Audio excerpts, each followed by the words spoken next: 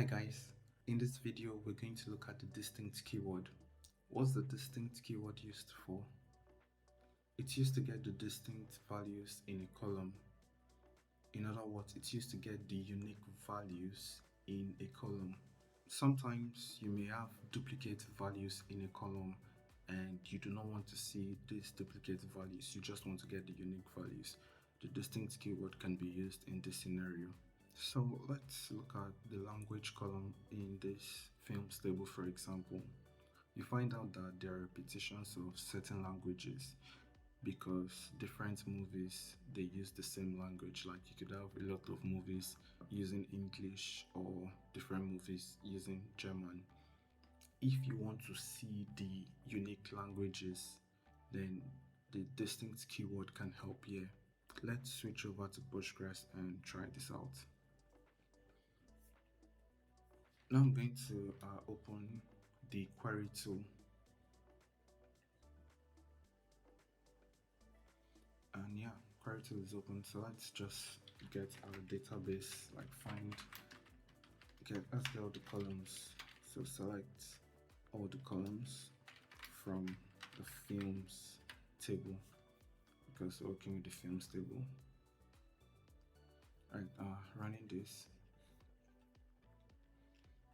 So let's focus on the language column. So let's really get only the language and run this.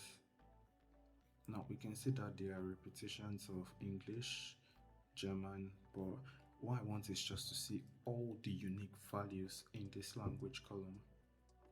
I'm going to use the distinct keyword here, and to do that I just need to add the distinct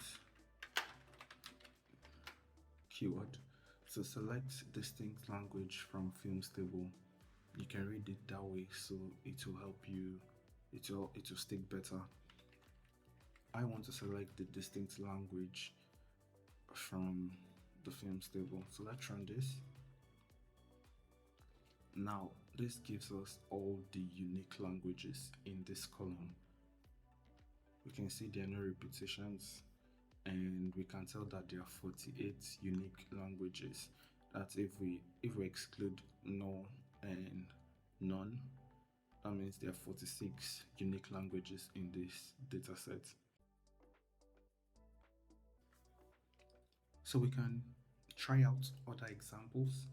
For example, if we want to see the unique countries represented in this films table, we can do select distinct countries. And if we want to retrieve all the different film certifications in the films table, we can also do the same thing for the certifications column. So let's try these two examples to get the unique countries.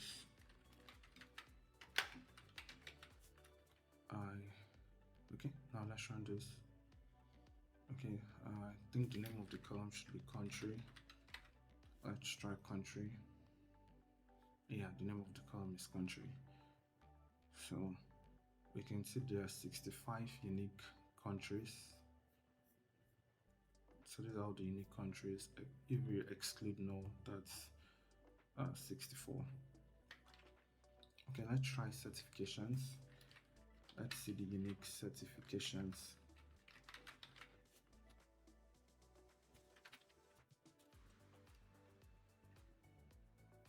Okay, yeah, now we can see all the unique certification. Alright, so here's an example that you can try on your own. Try to see if you can get the different types of film roles from the roles table. So you're going to be using a table different from the films table we've been using. So this is just an exercise you can try on your own.